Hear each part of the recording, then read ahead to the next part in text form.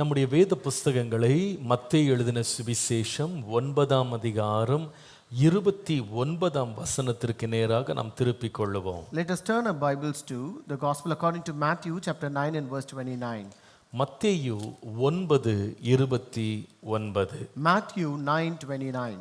அப்பொழுது அவர்களுடைய கண்களை அவர் தொட்டு, உங்கள் விசுவாசத்தின்படி உங்களுக்கு ஆக கடவது என்றார். Then he touched their eyes, saying, according to your faith, let it be to you. உங்கள் விசுவாசத்தின்படி உங்களுக்கு ஆக கடவது. According to your faith, let it be to you. எல்லாரும் வாயை திறந்து ஒரு முறை சொல்லுவோமா? Let us all open our mouths and say, உங்கள் விசுவாசத்தின்படி உங்களுக்கு ஆக கடவது. let it be done to you according to your faith. இந்த மாதத்தின் வாக்குத்தத்தத்திற்காக தேவனுடைய சமூகத்தில் நான் காத்திருந்த போது கர்த்தரின் இருதயத்திலே கொடுத்த வார்த்தை இதுதான். As he was waiting in the presence of the Lord for this month's promise, the word which the Lord gave in my heart is this. நம்முடைய விசுவாசத்தின்படி காரியங்களை வாய்க்க பண்ணுகிற தேவன் நம்முடைய தேவன். Our God is a God who does things according to our faith. நம்முடைய விசுவாசத்தை கனம் பண்ணுகிற ஒரு தேவனாக இருக்கிறார். He is a God who honors our faith. அநேக வேளை நம்முடைய விசுவாசம் அற்ப விசுவாசமாக இருக்கிறது. Many times our faith is a little faith. சில வேளையில நம்முடைய விசுவாசம் கடுகு விதையை போலதான் இருக்கிறது. Sometimes our faith is like a mustard seed. சில வேளை நம்முடைய விசுவாசம் பலவீனப்பட்ட ஒரு விசுவாசமாய் இருக்கிறது. Sometimes our faith is so weak. ஆனால் தேவனோ அந்த கடுகு விதை போன்ற விசுவாசத்தை கூட கனம் பண்ணி மகிமையான காரியங்களை தேவன் நம்முடைய வாழ்க்கையில செய்கிறார். But the Lord is able to honor even that faith which is of a mustard seed, and is able to do great things in our life. வேதம் சொல்லுகிறது, விசுவாசம் இல்லாமல் தேவனுக்கு பிரியமாய் இருப்பது கூடாத காரியம். The Bible says without faith it is impossible to please God. நம்முடைய விசுவாசமே உலகத்தை ஜெயிக்கிற ஜெயம் என்று வாசிக்கிறோம். We read our faith is the one that helps us conquer the world. அநேக வேளையிலே நம்முடைய விசுவாசம் உண்மையாக செயல்பாட்டிற்கு வருமா என்ற சந்தேகத்திற்குள்ளே நாம் அநேக வேளையில நம்முடைய ஆவிக்குரிய வாழ்க்கையில முன்னேறி கொண்டிருக்கலாம். Many days we might be progressing in our spiritual life with a doubt whether our faith will come into action. நம்முடைய விசுவாசத்தை தேவன் கண்டுகொள்ளுவாரா? Will the Lord consider our faith? நம்முடைய விசுவாசத்தை ஆண்டவர் பார்ப்பாரா? Will the Lord look at our faith? நம்முடைய விசுவாசத்திற்கு ஆண்டவர் பலன் தருவாரா? Will the Lord give a reward to our faith? நம்முடைய விசுவாசம் செயல்ல என்றைக்காவது வருமா? So will our reward end in action?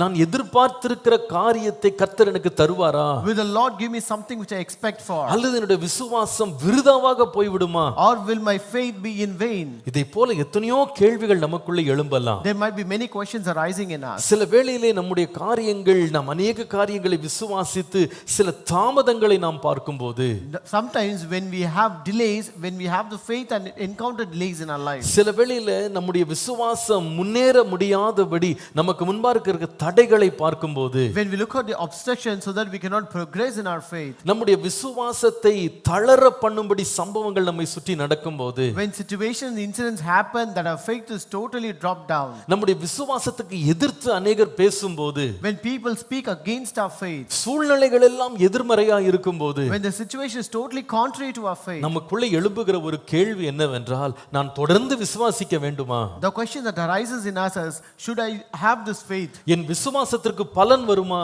Will I have a reward for my faith? ஆனால் கர்த்தர் இன்றைய காலையில் என்னை பார்த்து சொல்லுகிறார், But the Lord looks at you and says this morning, உங்கள் விசுவாசத்தின்படியே உங்களுக்கு ஆக கடவது. let it be done to you according to your faith. உங்கள் விசுவாசத்தின்படியே உங்களுக்கு ஆக கடவது. Let it be done to you according to your faith. அப்போஸ்தலனாகிய பவுல் தன்னுடைய ஸ்தாபிக்கப்பட்ட எல்லா சபைகளையும் அவர் நோக்கி பார்க்கும் பொழுது அவரை மகிழ்வித்த ஒரே ஒரு காரியம் அந்த சபைக்குள்ளே தொடர்ந்து எழும்பி இருந்த விசுவாசம். When the apostle of Paul looked at all the churches that he established, the only thing that he was happy about is the faith that was present in those churches. ரோமருக்கு எழுதின நிருபம் 1ஆம் அதிகாரம் 8ஆம் வசனத்தை வாசிக்கும்போது, if you read Romans chapter 1 and verse 8, அங்கே ரோம சபையை குறித்து அவர் எழுதுகிறார், he writes about the church in Rome, உங்கள் விசுவாசம் உலகம் எங்கும் பிரசித்தமாகிறபடியினாலே முதலாவது நான் உங்கள் எல்லாருக்காகவும் இயேசு கிறிஸ்து மூலமா என் தேவனை ஸ்தோத்திரிக்கிறேன் என்று எழுதினார். He writes, first I thank my God through Jesus Christ for you all, that your faith is spoken of throughout the whole world.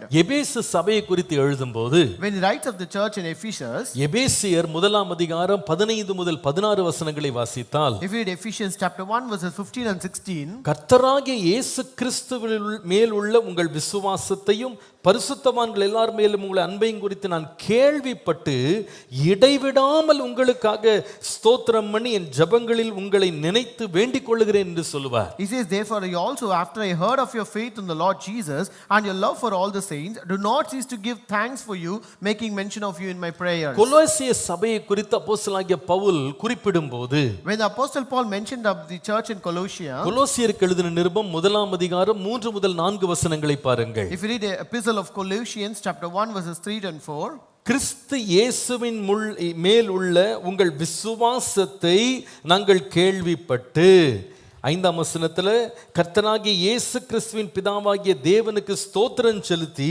எப்பொழுதும் உங்களுக்காக வேண்டுதல் செய்கிறோம். verse 3 and 4, we give thanks to the God and Father of our Lord Jesus Christ, praying always for you, since we heard of your faith in Christ Jesus. நீங்கள் Thessalonica சபைக்கு அப்போஸ்தலனாகிய பவுல் எழுதும்போது, when apostle Paul writes to the church in Thessalonica, 1 தெசலோனிக்கேயர் 6 முதல் 7 வசனங்களை நீங்கள் பார்ப்பீர்களானால், when you look at 1 Thessalonians chapter 3 verses 6 and 7, தீமோத்தேயுவை உங்களிடத்திலிருந்து எங்களிடத்தில் வந்து உங்கள் விசுவாசத்தை அன்பையும் குறித்து அவன் சொன்ன பொழுது 7ஆம் வசனத்துல, எங்களுக்கு நேரிட்ட எல்லா இக்கட்டிலும் உபத்திரவத்திலும் உங்கள் விசுவாசத்தினாலே உங்களை குறித்து ஆறுதல் அடைந்தோம் என்று சொல்லுவார். he says, when Timothy has come to us from you and brought us good news of your faith, in verse 7 he says, in all our affliction and distress we were comforted concerning you by your faith. மீண்டும் அதே Thessalonica சபைக்கு இரண்டாவது நிருபத்தை அப்போஸ்தலனாகிய பவுல் எழுதும்போது, when apostle Paul wrote second epistle to the same church of Thessalonica, 2 தெசலோனிக்கேயர் 3 வசனத்தை வாசித்தால், when you read 2 Thessalonians chapter 1 and verse 3, அங்கே வாசிக்கிறோம், நாங்கள் எப்பொழுதும் உங்களுக்காக தேவனை ஸ்தோத்திரிக்க கடனாளிகளாய் இருக்கிறோம். ஏனென்றால் உங்கள் விசுவாசம் மிகவும் பெருகினதானபடியால் என்று எழுதுகிறார். he writes, we are bound to thank God always for you, brethren, as it fitting, because your faith grows exceedingly. அதுல கடைசியா இந்த 3ஆம் வசனத்தின் கடைசி பகுதியில் எழுதுகிறார், அப்படி செய்கிறது தகுதியாயிருக்கிறது என்று சொல்லுகிறார். and he also says in this verse, as it is fitting, அது தகுதியாக இருக்கிறது, that as it is worthy or deserving. கர்த்தருடைய பரிசுத்த நாமத்திற்கு மகிமை உண்டாவதாக. glory be to the name of the Lord. இந்த விசுவாசம் தான் அப்போஸ்தலனாகிய பவுலை மகிழ்வித்தது. so this faith is the one that really delighted this apostle Paul. அந்த அப்போஸ்தலனாகிய பவுலுக்கு ஆறுதலாக அந்த விசுவாசம் ஜனங்களுக்குள்ளே பெருகினதை பார்த்தவர் ஆறுதல் அடைந்தார். and this apostle Paul also comforted when he saw this faith growing in the people. கர்த்தருடைய பரிசுத்த நாமத்திற்கு மகிமை உண்டாவதாக. glory be to the holy name of God. நம்முடைய தேவனுக்கும் பிரியமானது என்னவென்றால் நம்முடைய விசுவாசம் தான். even our God is pleased by our faith. அவருடைய வார்த்தை நமக்குள்ளே செய்கிற அநேக கிரியைகள் ஒரு முக்கியமான கிரியை நமக்குள்ளே விசுவாசத்தை உண்டாக்குவது. one of the important works that is words does in our life is creating that faith. விசுவாசம் கேள்விப்படுகிறதுனால் அல்லது கேள்வியினால் வரும், கேள்வி கர்த்தருடைய வசனத்தினாலே வரும் என்று வாசிக்கிறோம். we read faith comes by hearing, and by hearing the word of God, and hearing comes by the word of God. அப்போ கர்த்தருடைய வசனத்தை கேட்க கேட்க அந்த விசுவாசம் நமக்குள்ளே உண்டாகிறது. as we keep on hearing the word of God, we have that faith growing in us. அப்ப கர்த்தர் நமக்குள்ள விசுவாசத்தை உண்டாக்குவதில் மிகவும் கண்ணும் கருத்துமாய் இருக்கிறார். so the Lord is more concerned about creating this faith in us. லூக்கா எழுதின சுவிசேஷம் 22ஆம் அதிகாரம் 31 முதல் 32 வசனங்களை வாசிக்கும்போது, if you read in Luke chapter 22 verses 31 and 32, கர்த்தர் சீமோனாகிய பேதுருவை பார்த்து சொல்லுகிறார், the Lord said unto Simon the Peter, இதோ கோதுமையை சுளகினால் புடைக்கிறது போல சாத்தான் உங்களை புடைக்கிறதற்கு உத்தரவு கேட்டுக்கொண்டான். நானோ உன் விசுவாசம் ஒளிந்து போகாதபடிக்கு உனக்காக வேண்டிக் கொண்டேன். நீ குணப்பட்ட பின்பு உன் சகோதரரை ஸ்திரப்படுத்து என்று சொன்னார். he says, Satan has asked for you that he may sift you as wheat, but I have prayed for you that your faith should not fail, and when you have returned to me, strengthen your brethren. அப்போ விசுவாசம் உண்டாக வேண்டும், விசுவாசம் ஒளிந்து போகக்கூடாது, விசுவாசத்துல வழுவி போகக்கூடாது என்று தேவன் அவனுக்காக வேண்டிக் கொண்டதை பார்க்கிறோம். So we read that Jesus also prayed for him that he should not fail in his faith and he should grow in his faith. கர்த்தருடைய நாமத்திற்கு மகிமை உண்டாவதாக. Glory be to the name of the Lord. ஏன் தெரியுமா? You know why? நம்முடைய விசுவாசத்தின் படியே கர்த்தர் செய்கிறவராய் இருக்கிறார். It's because our God does according to our faith. நம்முடைய தேவனுக்கு சகல அதிகாரம் வல்லமையும் இருக்கிறது. Our God has all the power and authority. ஆனால் அவர் சொந்த ஊராகிய நாசரேத்துக்கு சென்ற பொழுது But when he went to his own town named Nazareth, இயேசுவை அவர்கள் விசுவாசிக்காதபடியினால் அங்கே அவர் பலத்த செய்கைகளை செய்யவில்லை என்று வாசிக்கிறோம். we read since the people did not believe Jesus, he was not able to do great things amidst them. ஆனால் இந்த காலை வேளையிலே கர்த்தர் நமக்கு ஒரு அருமையான வார்த்தை அனுப்புகிறார். But this morning the Lord is sending us a beautiful word. உன்னுடைய விசுவாசத்தின் படியே உனக்காக கடவுள். Let it be done to you according to your faith. Hallelujah. Hallelujah. தேவனை விசுவாசிக்கிற எத்தனை பேர் இந்த காலையில இங்க இருக்கிறீங்க? How many of you say you believe the Lord? Hallelujah. Hallelujah. நம்முடைய விசுவாசம் வீணல்ல. Our faith is not in vain. நம்முடைய விசுவாசம் வீணல்ல. Our faith is not in vain. நாம் அவரை விசுவாசிக்கும் போது அதன்படியே கர்த்தர் செய்கிறவராய் இருக்கிறார். When we have faith in God, he is able to do according to our faith. எந்த அளவினால் நீங்கள் அளக்கிறீர்களோ அதே அளவினால் உங்களுக்கு மீண்டும் அளக்கப்படும். You will be measured by the same measure with which you measure. எந்த அளவினால் நாம் விசுவாசிக்கிறோமோ அதே அளவினால் கர்த்தர் நமக்கு பலனை கொடுக்க உண்மை உள்ளவராய் The இருக்கிறார். Lord is also faithful to reward us according to the measure of the faith that we have. மூன்று சம்பவங்களை கர்த்தர் நம்முடைய இரட்சகராகிய இயேசு கிறிஸ்துவினுடைய வாழ்க்கையிலே அவருடைய வாழ்நாட்களிலே அவர் சந்தித்த மூன்று கூட்டத்தாரை பற்றி என்னோடு கர்த்தர் பேசி எப்படி அவர்களுடைய விசுவாசத்தை கனம் பண்ணி அவருடைய விசுவாசத்தின்படியே கர்த்தர் காரியங்களை செய்ததை கர்த்தர் எனக்கு காண்பித்தார். The Lord showed me three groups of people whom he encountered on his path in this world, and also how the Lord honored them according to their faith. இந்த விசுவாசம் அவர்களை ஏதோ ஒன்று செய்ய வைத்தது. This faith made them to do something. அதன்படி அந்த கிரியை கர்த்தர் பார்த்தபோது உடனே கர்த்தர் அதனுடைய விசுவாசத்தை கனம் பண்ணினார். When the Lord saw that work in them, the Lord immediately honored their faith. என்றால் விசுவாசம் ஒருவனுக்குள்ளே இருக்குமானால் அது ஒருவனை சும்மா விடாது. Because if the faith is present in a person, it won't leave him as such. வேதம் சொல்லுகிறது கிரியை இல்லாத விசுவாசம் செத்ததாய் இருக்கிறது. The Bible says faith without work is dead.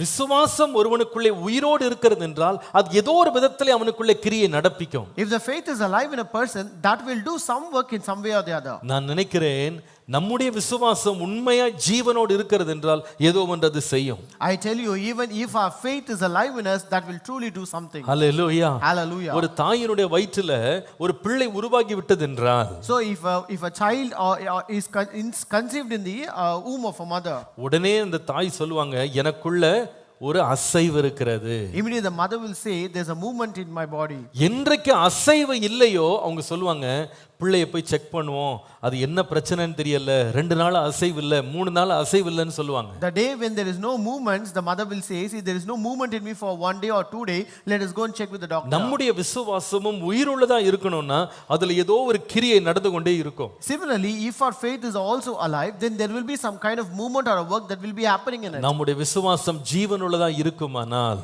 If our faith is alive, நிச்சயமாகவே நம்முடைய விசுவாசத்தின்படி கர்த்தர் அப்படியே செய்ய வல்லவராக இருக்கிறார். surely the Lord is able to do according to our faith. இந்த விசுவாசித்தவர்கள் எப்படி தங்கள் விசுவாசத்தை வெளிப்படுத்தினாங்க? So how did these people who believed show their faith? முதலாவது ஒரு சம்பவத்தை மார்க் எழுதின சுவிசேஷம் 10ஆம் அதிகாரம் 52ஆம் வசனத்தை வாசிக்கலாம். Let us read the first incident from Mark chapter 10 and verse 52. இயேசு அவனை நோக்கி நீ போகலாம், உன் விசுவாசம் உன்னை ரட்சித்தது என்றார். உடனே அவன் பார்வை அடைந்து வழியிலே இயேசுவுக்கு பின் சென்றான். Then Jesus said to him, go your way, your faith has made you well. And immediately he received his sight and followed Jesus on the road. நீ போகலாம், உன் விசுவாசம் உன்னை ரட்சித்தது.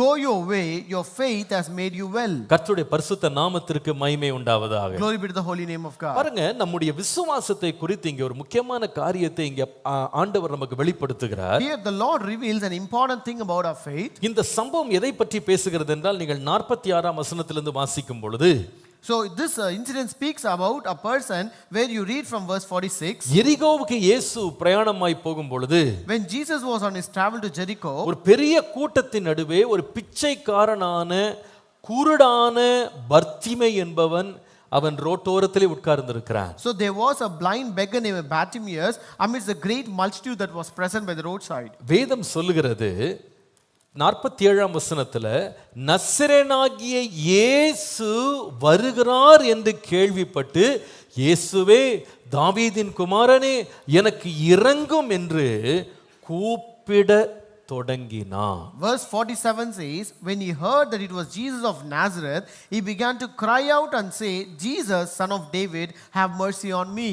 கூப்பிட துவங்கினான். He began to cry out and say, 48ஆம் வசனத்துல verse 48, அவன் பேசாதிருக்கும்படி அநேகர் அதட்டின போது அவனோ தாவீதின் குமாரனே எனக்கு இரங்கும் என்று முன்னிலும் அதிகமாக கூப்பிட்டான். then many warned him to be quiet, but he cried out all the more, Son of David, have mercy on me. உன் விசுவாசத்தின்படியே உனக்கு ஆக கடவது. Let it be done according to your faith. இந்த விசுவாசம் எப்படி அவனுக்குள்ளிருந்து வெளிப்பட்டது? How did this faith was revealed from him? நான் சொல்லுவேன், விசுவாசத்தின்படி ஆக கடவது என்றால் உன் விசுவாசத்தின்படி நீ எப்படி கேட்டாயோ அதன்படியே கர்த்தர் உனக்கு வாய்க்கச் செய்வார். Number one, let it be done according to your faith that ask. கர்த்தருடைய நாமத்திற்கு மகிமை உண்டாவதாக. Glory be to the name of the Lord. ஒருவருக்குள்ளே விசுவாசம் இருக்குமானால் If there's a faith in the life of a person, நிச்சயமாகவே அவர்கள் அமைதியா இருக்க மாட்டாங்க.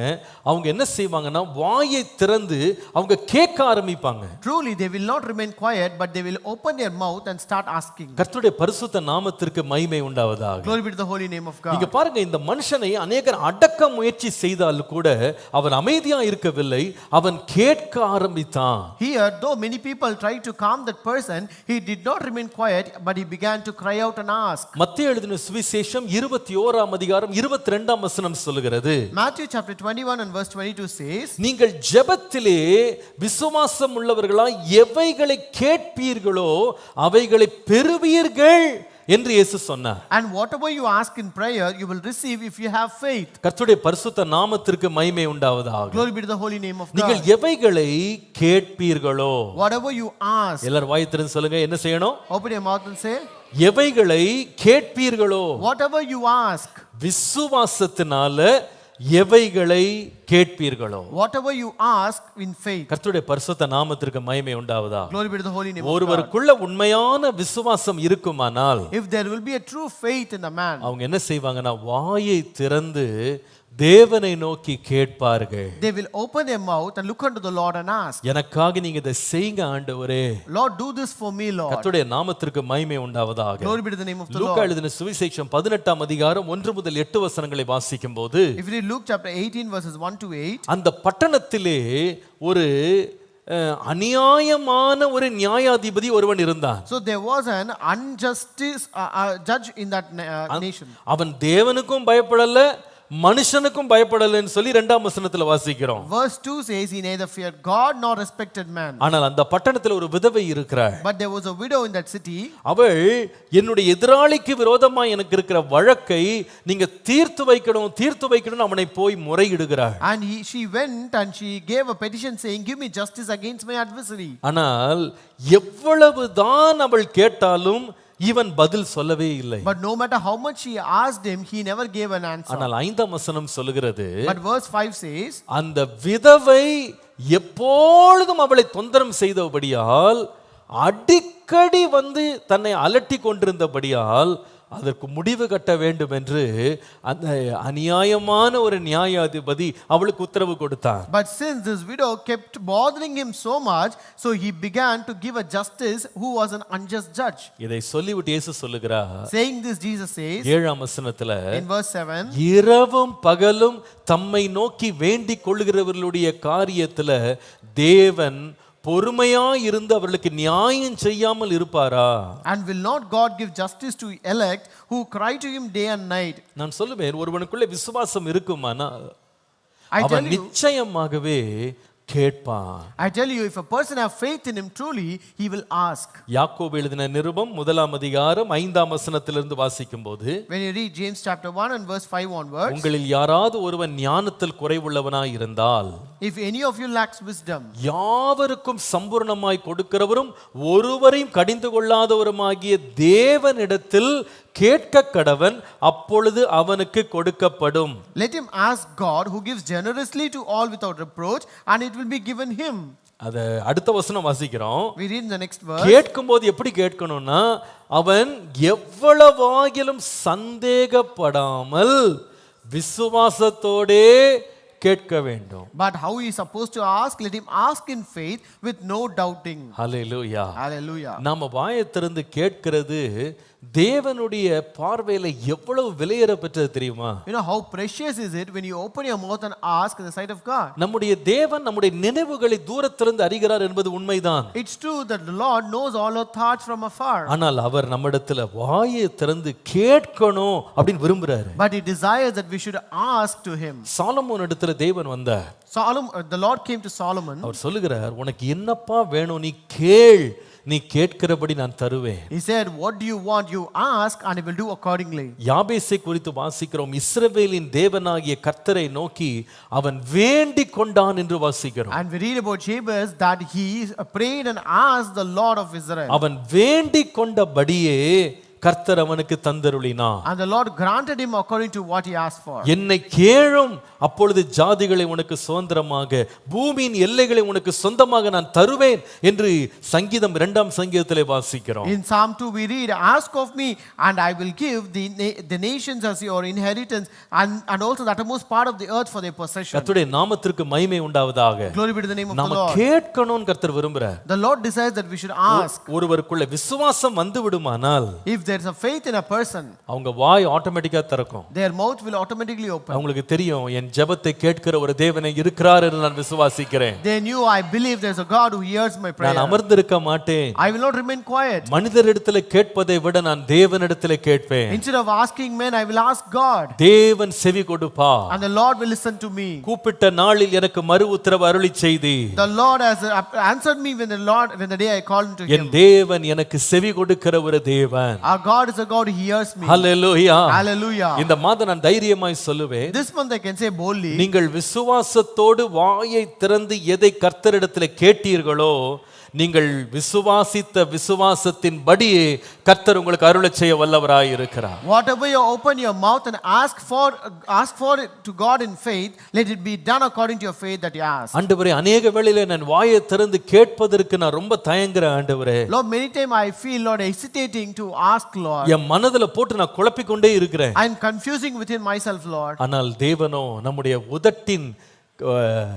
உதட்டிலிருந்து எழும்புகிற சத்தத்திற்கு அவர் செவி கொடுக்கிறவராய் இருக்கிறார். But our God is a God who listens to the sound that rises from our lips. அதை கனம் பண்ணுகிறவராய் இருக்கிறார். He is the one who honors it. ஒரு பிள்ளைக்குள்ள எத்தனையோ வாஞ்சைகள் இருக்கலாம். A child may have many desires in it. ஆனா அந்த பிள்ளை என்றைக்காவது ஒரு முறை தன் தகப்பன் தாயை பார்த்து வாயை திறந்து இது எனக்கு வேண்டும்னு கேட்ட பிறகு அந்த தகப்பன் காதில் அந்த சத்தம் தொனித்து கொண்டே இருக்கும். But when the child opens the mouth and asks his father and mother that he requires it, then that will keep on ringing in the ears of the father. உலக பிரகாரமா கூட சில தகப்பன்மார் தாய்மார் என்ன பண்ணுவாங்கன்னா, அந்த பிள்ளை கேட்ட உடனே அவங்க சூழ்நிலையை பார்த்துட்டு அதெல்லாம் தரமாட்டேன் அப்படின்னு சொல்லிடுவாங்க. Even in this worldly manner, when the parents looks at the situation, they will say that they will refuse to give that to their children. ஓ, இதெல்லாம் நம்மளால முடியாது, நமக்கு தகுதி இல்லைன்னு சொல்லிடுவாங்க. See, we cannot afford this, we cannot ask for this. ஆனா பெற்றோரா இருக்கிறவங்க எல்லாருமே இந்த அனுபவம் உள்ளவங்களா இருப்பீங்க. என்னதான் முடியாது, தகுதி இல்லைன்னு நம்ம சொல்லிட்டா கூட அந்த பிள்ளை கேட்ட சத்தம் மனசுல ஓடிக்கிட்டே இருக்கும். But all the parents will have this experience, though we cannot do it or cannot afford it, but that voice of our children will be ringing in our ears. O, கேட்டுட்டாங்களே.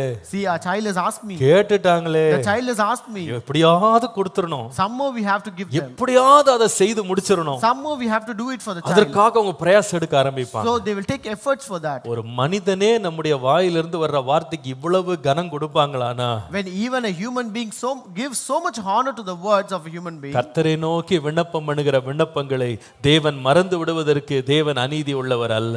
Our God is not unfaithful or unjust to forget all the words that we take to him. நிச்சயமாய் நீதி செய்வார். The Lord will surely do the justice. விசுவாசத்தின்படி ஆகும்படி செய்வார். The Lord will do according to your faith. இந்த விசுவாசம் என்ன செய்கிறது? What will this faith do? முதலாவது நான் சொல்லுவேன், இந்த விசுவாசம் வாயை திறந்து தேவனை நோக்கி முறையிடுகிறது. First, this faith will make us to open our mouth and ask God. எனக்கு இந்த பர்த்திமேயு ஒரே ஆச்சரியமாக இருந்தது. எனக்கு I was really surprised at this Bartimaeus. இந்த பர்த்திமேயு இயேசுவை இதுவரைக்கும் கண்ணால் பார்த்தது கிடையாது. This Bartimaeus has not seen Jesus so far. கண் அவன் பிறந்ததிலிருந்து பிறவி குருடனாக இருக்கிறான். He was blind right from his birth. அவனுக்கு இயேசு எப்படி இருப்பார்னு கூட தெரியாது. He did not know how Jesus will look even. ஆனால் அவனுடைய வாழ்க்கையில நடந்ததெல்லாம் இயேசுவை குறித்து அவன் கேள்விப்பட்டான் என்று வாசிக்கிறோம். But we read that he heard only about Jesus. அவன் கேள்விப்பட்டதை வைத்து அவன் இருதயத்தில் விசுவாசித்தான். So based on what he heard, he had that faith in his heart. இந்த தேவன் வல்லமை உள்ளவர். This God is a powerful God. இவரை நான் தவற விடவே கூடாது.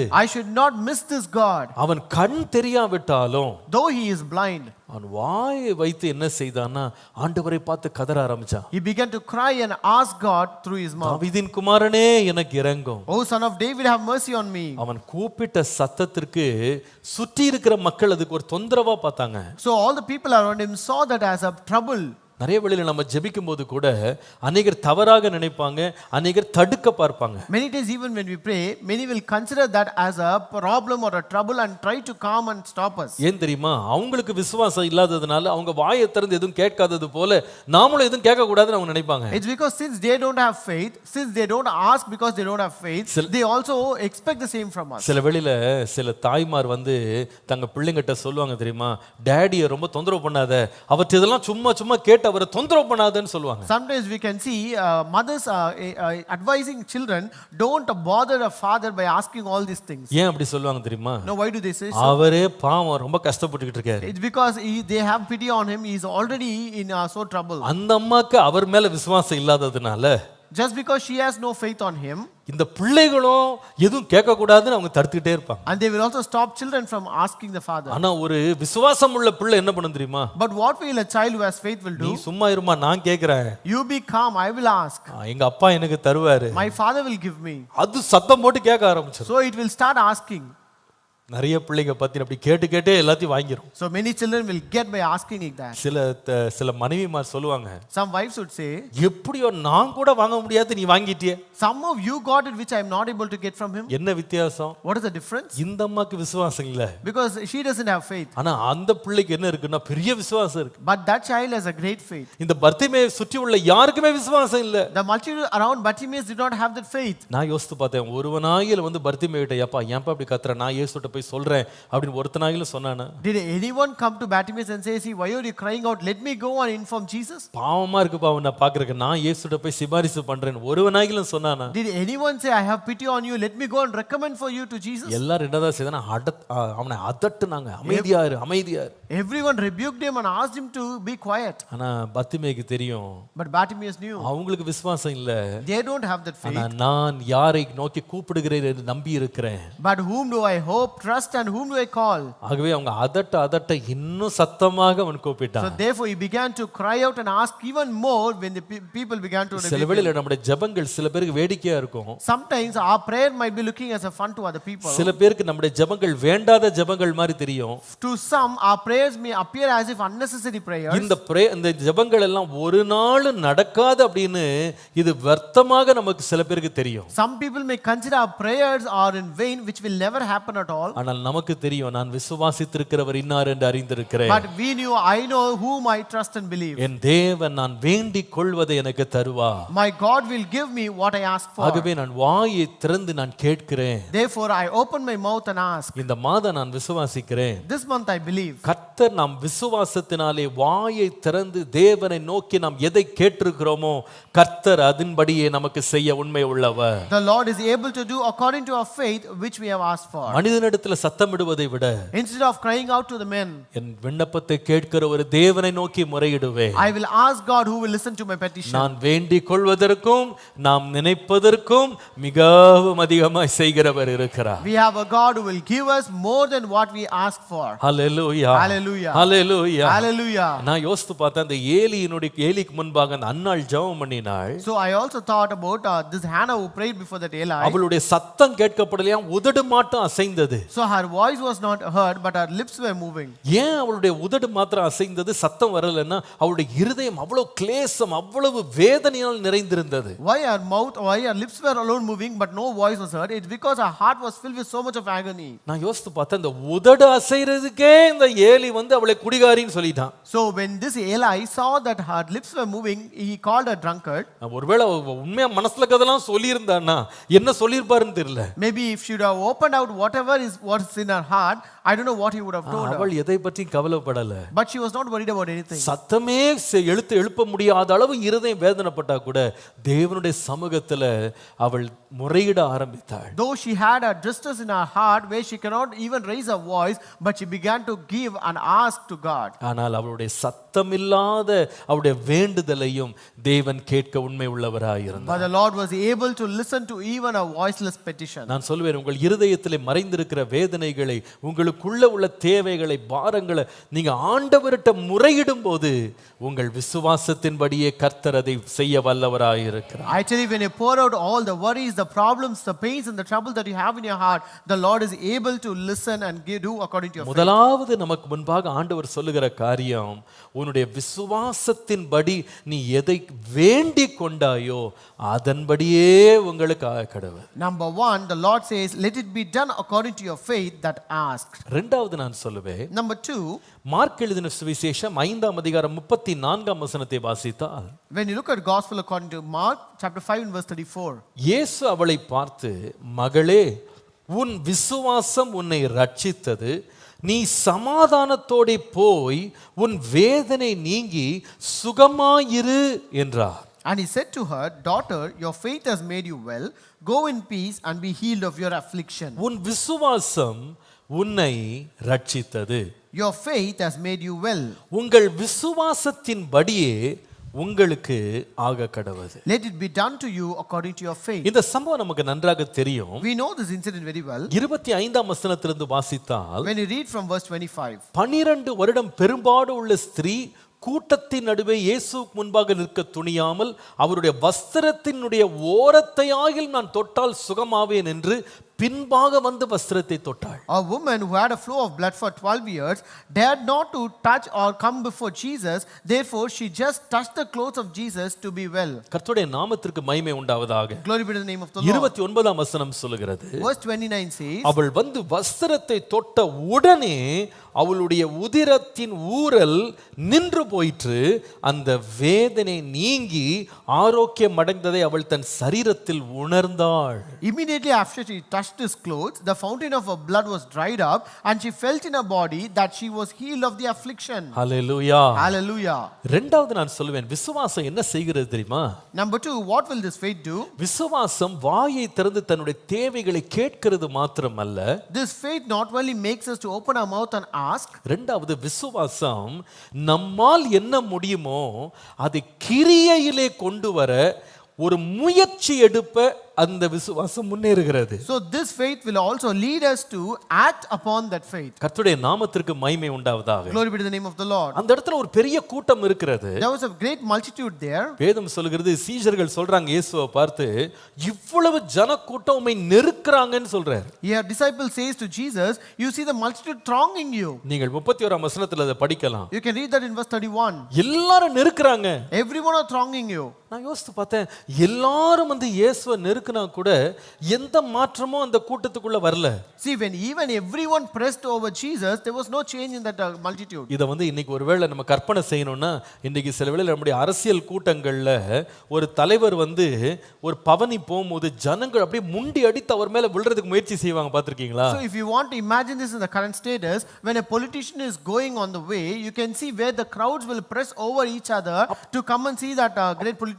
இயேசுவை நிறைய பேர் தொடறாங்க. So many came and touch Jesus. இயேசு மேல சாயறாங்க. Many came and fell on Jesus. எத்தனையோ பேர் இயேசு மேல விழுறாங்க. Many also fell upon Jesus. ஒண்ணுமே நடக்கல. Nothing happened. ஆனால் ஒரே ஒரு பெண் அந்த கூட்டத்துல முன்னால கூட இல்ல, பின்னால வந்து இயேசுவை தொட்டாள் இல்ல, இயேசுவின் வஸ்திரத்தின் ஓரத்தை தொடுகிறாள். But only one woman who came, but who did not come even in front of Jesus, but she came behind Jesus and even did not touch Jesus, but touched his clothes. ஆனால் அந்த தொடுதல்ல வேதம் சொல்லுகிறது, இயேசு சொல்லுகிறார், என்னிடத்திலிருந்து வல்லமை புறப்பட்டது. But Jesus said, the power went out from me. இதுல என்ன வித்தியாசம் தெரியுமா? What is the difference here? கூட்டம் முழுவதும் தொட்டாலும் அந்த கூட்டத்துக்கு இயேசுவில் விசுவாசம் இல்ல.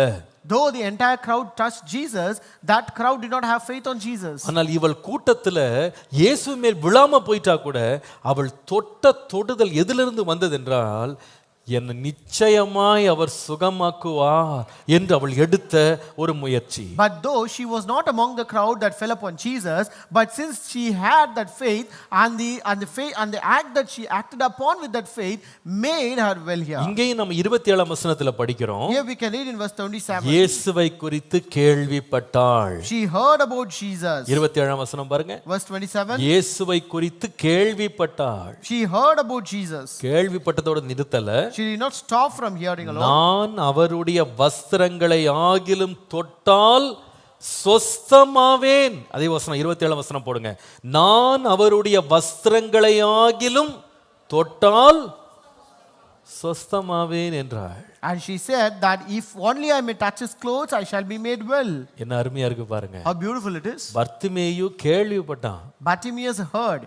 கேள்விப்பட்டு வாயை திறந்து ஆண்டவரை நோக்கி கூப்பிட்டான். When he heard, he opened his mouth and asked and cried unto the Lord. இங்கே இந்த பெரும்பாடுள்ள ஸ்திரீ இயேசுவை குறித்து கேள்விப்பட்டா. Here also this woman of this great issue, she also heard about Jesus. அந்த கேள்வி அவளுக்குள்ள விசுவாசத்தை உண்டாக்கினது. And that hearing created faith in him. அந்த விசுவாசம் என்ன செய்தனா, சும்மா இல்ல, கூட்டத்துக்கு பின்னாக வந்து இயேசுவின் வஸ்திரத்தை தொட்டாள். And that faith did not make her remain calm, but she came behind in the crowd and touched the clothes of Jesus. ஆச்சரியமாக இருந்தது. I was really surprised. அவள் ஜெபம் பண்ற கூட அவளுக்கு தைரியம் இல்ல. She did not even have the guts to pray. இயேசுவுக்கு முன்பாக நேரடியா வருவதற்கு அவளுக்கு தைரியம் இல்ல. She did not have that boldness to come and face Jesus. 33ஆம் வசனத்துல பார்க்கும்போது, In verse 33 we see, தன்னிடத்தில் சம்பவித்ததை அறிந்த அந்த ஸ்திரீயானவள் பயந்து நடுங்கி அவருக்கு முன்பாக வந்து விழுந்து உண்மையெல்லாம் அவருக்கு சொன்னாள். This woman, fearing and trembling, knowing what had happened to her, came and fell down before him and told him the whole truth. அவளுக்கு ஒரு பயம், இயேசுவை பார்க்கறதுக்கு பயம். So she was afraid of seeing Jesus. இயேசுட்ட கேட்கறதுக்கு பயம். She was afraid of asking Jesus. இயேசுட்ட நெருங்கறதுக்கு பயம். She was afraid to come closer to Jesus. ஆனால் அவளுக்கு இருந்த கொஞ்ச விசுவாசத்துல தன்னால் முடிந்ததை அவள் செய்தாள். But with that little faith that she had, she acted upon that faith. பாருங்க, ஆண்டவர் எப்பொழுதுமே நம்மகிட்ட வந்து பெரிய மலை போல விசுவாசத்தை தேடுறது இல்ல, கடுகு போல விசுவாசம் நமக்கு இருந்தாலும் அந்த கொஞ்சத்துல நாம உண்மையா இருக்கிறோமா, அந்த கொஞ்சத்துல நம்ம கிரியை செய்யறோமான்னு கர்த்தர் பார்க்கிறாரு. See, the Lord is not expecting a faith that is of a great mountain, but the Lord is seeing, though we have a faith of the size of a mustard seed, are we acting upon it? Are we working on that faith? விசுவாசத்துல வல்லவர்களான யாரை வேணாலும் பாருங்களேன். See, any person who is great in the faith, அவங்க எடுத்த படி விசுவாசத்துல பெரிய காரியம் இல்ல, அவங்க செய்த சின்ன காரியம் தான். the first step that they took in that faith is not a greater thing, but only a small thing. அப்பா வந்து அவங்களுடைய சாட்சியை சொல்லும்போது அவங்க சொல்லுவாங்க, When a father says about his testimony, he would say, ஒரு நாளைக்கு 3000 ரூபாய் அவங்க கூலி வாங்குற நேரத்துல, when he was getting his daily wages as 3 rupees 50 paise, அவங்களுக்கு இருந்த சின்ன விசுவாசத்துல 35 பைசாவை எடுத்து தசமபாகம் கொடுப்பாங்களாம். so with the little faith he had, he used to give 35 paise as tithe. அது எப்பன்னு சொன்னா ரட்சிக்கப்பட்ட புதுசுல, That was the initial days of his salvation. அந்த டைத்தை கொடுக்கும்போது 35 பைஸ், வெறும் 35 பைசாவை கொடுக்கறதுக்கு அவங்க தயங்கல. See, when he was giving that 35 paise the tithe, he did not hesitate to give that. அவங்களுக்கு என்ன விசுவாசம் இருந்தது தெரியுமா? You know what faith he had? கர்த்தரை நான் நேசிக்கிறேன், I love God Jesus, அவருடைய ரட்சிப்பில மகிழுகிறேன், and I also rejoice in his salvation, கர்த்தருக்கு நான் கொடுக்கிறேன். and I give to God. ஆரம்பம் எப்படின்னா அற்பமானதுதான். The beginning might be very simple, ஆனா அந்த அற்பமான ஆரம்பத்தை கர்த்தர் பார்க்கிறாரு. but the Lord is looking at a simple beginning. வேதம் சொல்கிறது அற்பமான ஆரம்பத்தை அசட்டை பண்ணாத தேவன். The Bible says the Lord will not despise simple beginnings. Hallelujah, Hallelujah, hallelujah, Hallelujah. நம்முடைய லைஃப்ல வந்து விசுவாசம் இருக்குன்னு வாயில பேசுறது இல்ல, So it is not speaking out saying that we have faith in our life. விசுவாசம் இருக்கு நம்ம சும்மா எல்லாரும் கேட்கிறபடி வெளிய பெரிய பிரபலம் பண்றது இல்ல. It's not just propagating or confessing or declaring saying that we have faith. அந்த விசுவாசத்தை எப்படி கிரியையில கொண்டு வந்தேன்? But how did I bring that faith in my actions? அநேக வேளையில நாம அந்த விசுவாசத்தை கிரியையில கொண்டு வரத கர்த்தர் பார்க்கும்போது நாம செய்யற ஒரு சின்ன தொடுதல், நம்முடைய வாழ்க்கையில செய்கிற ஒரு சின்ன கிரியையை கர்த்தர் கனம் பண்ணி அந்த விசுவாசத்தின்படியே கர்த்தர் ஆக பண்ணுகிறார். Many times when the Lord sees that when we act upon that little faith that we have, when we bring that into action, the Lord will look at it, he will also honor it and do great things. அந்த ஒரு சின்ன தொடும்படியான விசுவாச முயற்சி 12 வருஷம் அவளுக்கு இருந்த பெரும்பாடை ஒரு நொடி பொழுதிலே சுகமாகும்படி கர்த்தர் உதவி செய்தார். That small act of touching Jesus by faith made her to be delivered out of that 12 years of blood issue. Hallelujah. Hallelujah. கர்த்தர் சில வேளையில நம்முடைய வாழ்க்கையில இந்த மாதிரி விசுவாசத்தை தூண்டுவாரு. Sometimes the Lord will also provoke such kind of faith in our life. சில வேளையில இப்படிதான் செய்யணும் அப்படிதான் செய்யணும்னு வேதத்துல ஒருவேளை முன்மொழியாம இருக்கலாம். Sometimes it might be present in the Bible saying that you are supposed to do this way or that way. ஏனென்றா இவங்க அந்த காலத்துல நியாய பிரமாணத்துல வாழ்ந்தவங்க. It's because these people lived in the times of law then. இதை போல ஒரு பிரச்சனை ஒரு பெண்ணுக்கு இருக்குமானால் அவள் கூட்டத்துக்கே வரக்கூடாது. So a person who has such kind of problem should not come among the crowd. அவள் தனியாக பிரிந்திருக்க வேண்டும், அவளை யாரும் தொடக்கூடாது, அவள் யாரையும் தொடக்கூடாது. She should be away from everyone, no one should touch her and she should not touch anybody. அப்போ அவள் ஒரு நியாய பிரமாணத்துல அவளோட சட்டதிட்டத்துக்குள்ள அவள் இருக்கிறாள். So she was totally restricted and controlled under the law. சமுதாயம் சில காரியங்களை அவளுக்கு செய்யலாம் செய்யக்கூடாது என்று அவளுக்கு பிரித்து வைத்திருந்தாங்க. The society has set a separate rules for her that she is supposed to do only certain things and not. ஆனால் அவள் யாருமே செய்து பார்க்காத ஒரு காரியத்தை தன்னுடைய விசுவாசம் சொன்னபடி அவள் செய்வதற்கு இடம் கொடுத்தாள். But she gave room for her to do certain thing which her faith actually provoked her, which she is not supposed to do. அது சட்டத்துல கிடையாது. That is not present in the rule or அது law. வேதத்துல இல்ல. That is not present in the Bible. இப்படி தொட்டா சுகமாயிடுவாங்க. So if you touch this way you will be healed. உண்மையா பார்த்தா தொடவே கூடாது. Truly to say you should not touch anyone. அவ விசுவாசம் என்னன்னா, but our faith is so, கூட்டத்துல போய் இந்த பிரச்சனை இருக்கு நான் சொன்னா கூட்டமே அடிச்சு உடைச்சிருவாங்க. if I tell the crowd that I have this problem, they will just beat me to death. ஆனால் நானும் என்னால் முடிந்ததை நான் செய்றேன். But let me do something which is able. அவள் மறைந்து செய்ததை தேவன் அவளுடைய மறுரூபத்திற்கு தேவன் பாதையாக மாற்றினார். But whatever she hid in a hidden position, the Lord brought it to manifestation. லூக்கா எழுதின சுவிசேஷம் 7ஆம் அதிகாரம் நீங்கள் 36 முதல் 50 வசனங்களை நீங்கள் பார்ப்பீர்களானால், if you come to Luke chapter 7 verses 36 to 50, பரிசேயனுடைய வீட்டிலே இயேசு பந்தி இருந்த பொழுது, when Jesus came to eat in the house of a Pharisee, அந்த ஊரில் இருந்த பாவியாகிய ஒரு ஸ்திரீ அந்த வீட்டிற்குள்ளே இயேசு பந்தி இருக்கிறார் என்று கேள்விப்பட்டு பரிமள தைலத்தை கொண்டு வந்து இயேசுவின் பாதத்திலே அவள் ஊற்றினதை பார்க்கிறோம். We read a woman in that city who was a sinner, when she knew that Jesus sat at the table to eat, she brought an alabaster flask of fragrant oil and stood at his feet behind him, and she began to wash his feet with her tears and wiped and poured that alabaster flask. ரொம்ப ஆச்சரியமா இருக்கு பாருங்களேன். It was really surprising. யாருக்குமே இயேசுவின் மேல இந்த விசுவாசம் இல்ல. See, no one had this faith on Jesus. இயேசுவை ஒரு அற்புதம் செய்கிறவராக எல்லாரும் பார்த்தாங்க. Everyone saw Jesus as the one who does miracles. இந்த பரிசேயனோ அவரை கனம் பெற்றவர்னு சொல்லி அவரை தீர்க்கதரிசின்னு சொல்லி அவரை வீட்ல கொண்டு வந்து ஆகாரம் கொடுத்துட்டு இருக்கான். This Pharisee also looked Jesus as a respected and honorable Pharisee and invited him for a dinner here. ஆனால் இங்கே ஒரு பெண்ணுக்கு ஒரு விசுவாசம் எழும்புகிறது. But here there's a faith that arose in this woman. அவள் ஒரு பெரிய அற்புதத்துக்காக வரல. It is not for a great miracle. அவள் ஒரு சுகத்துக்காக வரல. Not for a healing. ஆனால் அவள் எதற்கு வந்தாள்னா தன்னுடைய பாவங்களை இயேசு மன்னிக்க போதுமானவர் என்று அவள் விசுவாசித்தாள். But here she believed that Jesus is sufficient or enough to forgive our sins. தன்னுடைய வாழ்க்கையிலே அவள் நீண்ட காலமாய் வைத்திருந்த அடிமைத்தனத்திலிருந்து கர்த்தர் விடுவிக்க வல்லவர் என்று விசுவாசித்தாள். She believed that the Lord is able to deliver us from a long term addiction that she had in her life. தனக்கு இருந்த விலையேற பெற்ற தைலத்தை கொண்டு வந்து இயேசுவின் பாதத்திலே ஊற்றினாள். And she brought the expensive flask of fragrant oil that she had and poured the feet of Jesus. கொஞ்சம் யோசித்து பாருங்க. Just think about this. இந்த பாவம் மன்னிக்கப்படுவதற்கு இந்த பரிமள தைலம் கால்ல ஊற்றணும்னு சொல்லி வேதத்துல எங்கேயாவது இருக்கா? Is there anywhere in the Bible it is mentioned that you're supposed to pour out that oil at the feet of Jesus to be forgiven from your sins? வேதத்துல எங்கேயும் இல்ல, நியாயப்பிரமாணத்துல அப்படி இல்ல. It is not present in the Bible and it is not mentioned in the law. ஆனால் அவளுக்கு ஒரு மனசுல ஒரு எண்ணம் வந்தது. But she had a thought in her heart. என் பாவம் செய்ததற்கு நான் பரிகாரமாக என்னத்தை செலுத்துவது? So what can I pay as an atonement for my sin that I've committed? அவளுக்கு இருந்த கொஞ்ச விசுவாசத்துல அவளுக்கு தெரிந்த விலையேற பெற்ற பரிமள தைலத்தை இயேசுவின் பாதத்துல ஊற்றினா அதை பார்த்தாலும் இயேசுவின் பாவத்தை மன்னிக்க மாட்டாரா என்று அவள் விசுவாசித்தாள். So she believed that if for the greatest sin that I have committed, will not God have mercy and forgive me if I pour out this expensive flask of oil upon his feet? அந்த இரக்கத்தை தேடி தேவனுடைய வல்லமை அவள் உணர்ந்து, தேவனுடைய கிருபையை அவள் உணர்ந்து கொண்டு வந்து பரிமள தைலத்தை ஊற்றும் போது, so when she had that faith and when she also experienced the grace and power of God, when she poured out that fragrance of oil, அங்க இருந்தவங்க எல்லாம் அதை அசட்டை பண்ணாங்க. so everyone over there despised her. ஒருவன் சொன்னா, யூதாஸ் சொன்னா, இந்த பரிமள தைலத்தை விற்று இருந்தா 300 பணத்துக்கு விற்று அதை ஏழைகளுக்கு கொடுத்திருக்கலாம்னு சொன்னா. So here Judas said if she would have sold this the flask of oil, we could have sold it for 300 denarii and also given to the poor. அங்க இருக்கிற பரிசேயன் சொல்லுகிறான், இவள் யார் என்று இயேசுவுக்கு தெரியுமா? So that Pharisee also said, does Jesus know who is she?